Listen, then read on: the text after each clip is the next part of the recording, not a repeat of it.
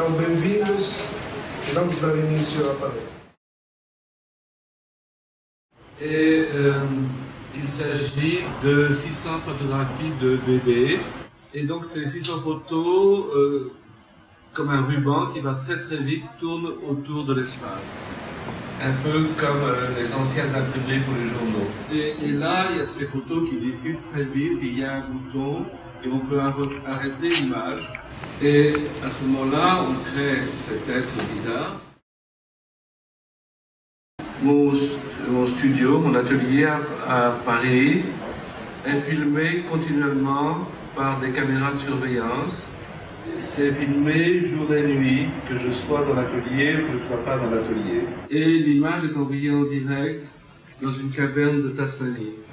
Mais justement, pour parler de ça, ce qui est intéressant, c'est la manière dont j'ai vendu cette œuvre. Celui qui m'a acheté cette œuvre et qui a une fondation en Tasmanie, c'est un homme qui a fait une fortune gigantesque par le jeu. Il est maintenant interdit de casino, mais il continue à jouer aux courses de chevaux. Et donc je me suis intéressé à faire un pari avec lui. Il a acheté cette œuvre en me payant chaque mois une somme d'argent jusqu'à ma mort. Ça veut dire que si on pense plus fort que Dieu, donc il est le diable. Mais on peut battre le diable. Par exemple, depuis quelques années, je collectionne les battements de cœur humains. Naturellement, le nombre de cœurs s'augmente, mais il y a déjà beaucoup de cœurs de mort. Et le sens de cette œuvre, c'est finalement que d'écouter le cœur de quelqu'un qui est parti, c'est plus ressentir son absence que sa présence.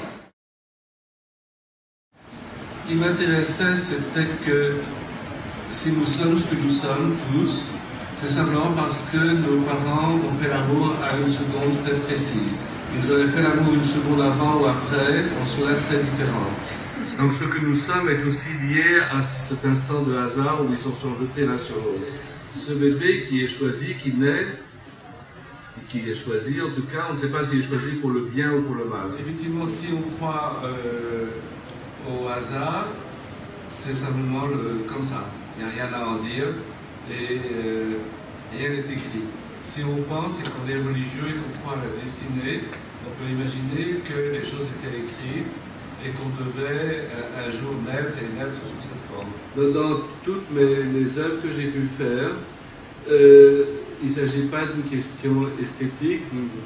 Naturellement, je parle d'une manière visuelle et donc d'une manière formelle, mais il s'agit de poser des questions et de poser des questions à moi-même, questions dont je n'ai pas de réponse. Parce qu'il faudrait d'abord définir ce qu'est Dieu.